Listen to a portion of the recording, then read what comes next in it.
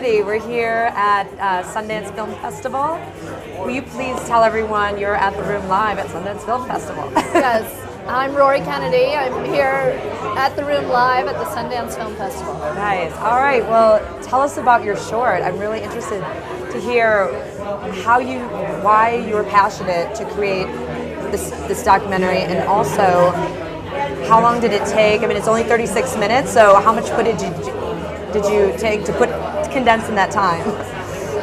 Well, the fence is about the fence that borders Mexico and the United States, and I had been aware that we were making a fence on the border, but my good friend Douglas Brinkley called me, who's a writer and historian, was then a university professor at the University of Texas in Brownsville, and he told me about how they were building the fence right through the middle of campus so that kids were going to have a passport to get from one class to another, and that additionally they were building the fence several hundred yards north of the border in Texas, which is the Rio Grande River, creating this virtual no man's land between the fence and our actual border. Right.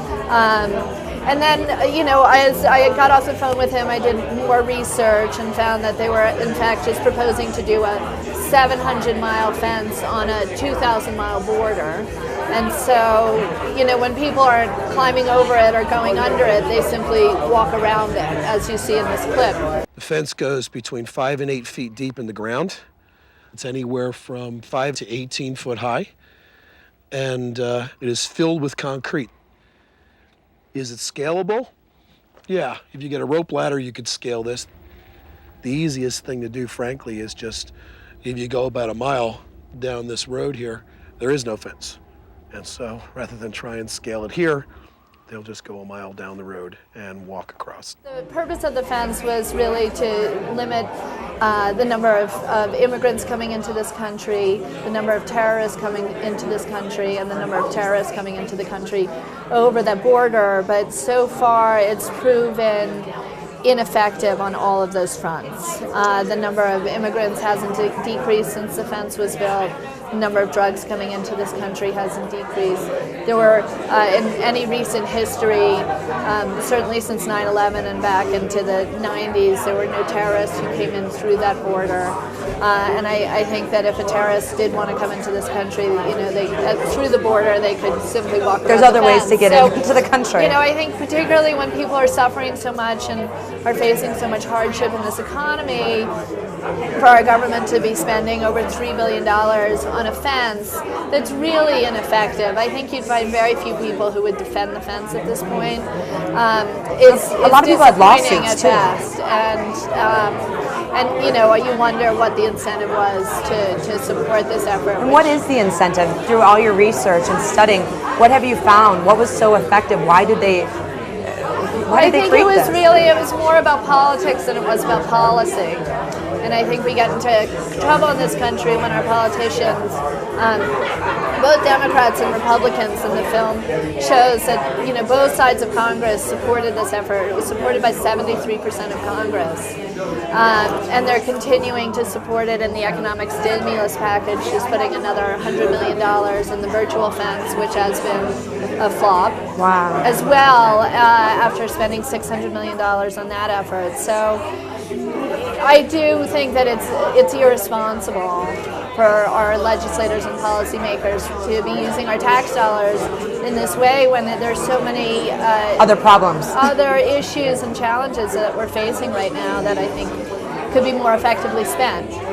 And of course, it's not to say that these issues aren't real. There are many immigrants coming into this country. There's drugs coming into this country. We have to deal with terrorism.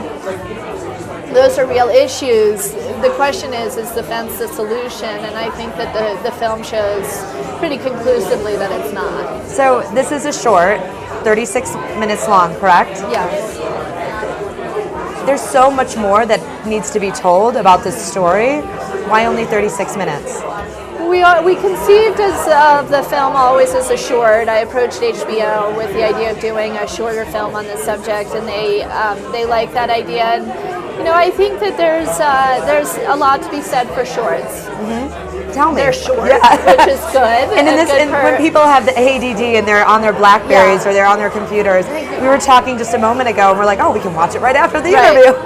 I think there are a lot of people who have a lot of distractions in their lives these days and are pulled in a lot of different directions, and so a film that's 35 minutes they'll be able to sit down and really focus on versus a 2-hour film or an hour and a half, which might be intimidating and just too much. Right, exactly. I think we pack a lot into the 35 minutes, cover a lot of territory, and I think also the film, I hope, isn't boring. And it takes a certain discipline to kind of keep it within that framework. I think it also liberates you in terms of some of the narrative structural elements that you have on a longer project that you have to kind of maintain in order to keep the story moving, whereas this you can kind of jump around more. What are the exact borders where the fence, I know it's Texas obviously, then how far? It's Texas to California, so Texas, Arizona, New Mexico, California are the 4 border states, and that border is 2,000 miles. Wow, it's unbelievable. Yeah. It seems so long, and then, like you said, you can literally walk around if you wanted to. Yeah. Which is just inconceivable to me, to spend so much money on a project. And I think that a lot of people, in showing the film here and in talking about it, don't even know that we have built a fence on the border. And as a nation, I think many people in this country feel that we are a nation who've always stood up against fences. Right. The Berlin Wall, and as recently as a year ago, Obama was talking out about the fence in Israel. So for us now to be a nation that's creating and has created this gigantic fence on the border, I think it's a real departure for us as a nation. Now, what is one of the most memorable or powerful experiences while shooting this doc? Well, I think that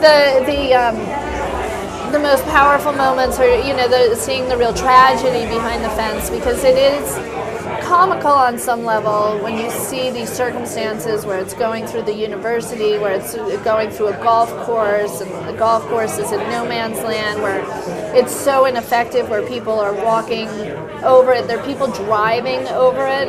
People are walking around it. They're just putting ramps on either side. How tall driving is it? their cars over it. It ranges from 3 or 4 feet to 18 feet high. But the real tragedy is that it is forcing more people to go into the desert, to go around the fence, and the fence isn't built in the desert. And there are a lot of people who are dying as a result of that. Families, little children, mothers, pregnant women. And all of these people, we have issues in our country with so many people coming here. I understand and appreciate that, but their real incentive is to improve their lives and like everybody's in America right now. Their children, right? So that's why they're coming here, and they believe in America. They believe in the American dream.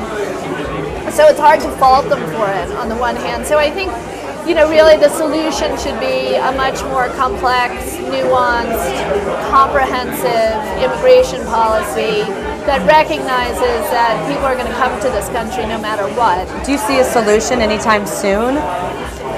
Well, I think there's a lot of restrictions right now in what Congress is able to do, and it seems like both sides are fighting against each other in such a way that it's hard to be moving legislation forward. So I think both sides need to decide. We have to figure out what the best solutions are and not have it based on politics or who's going to get reelected, but based on what is in the best interest of our country and the people who live here.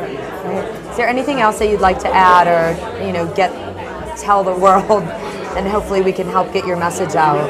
Thank you. No, I'm really happy to be here. I'm so thrilled to be at Sundance, to be at the Room Live, and to be sharing this film. I hope people see it. It's going to be on HBO sometime in the summer or the fall, so I hope people look out for it and watch it and, get greater awareness and hopefully rise up and do something and maybe take down this fence.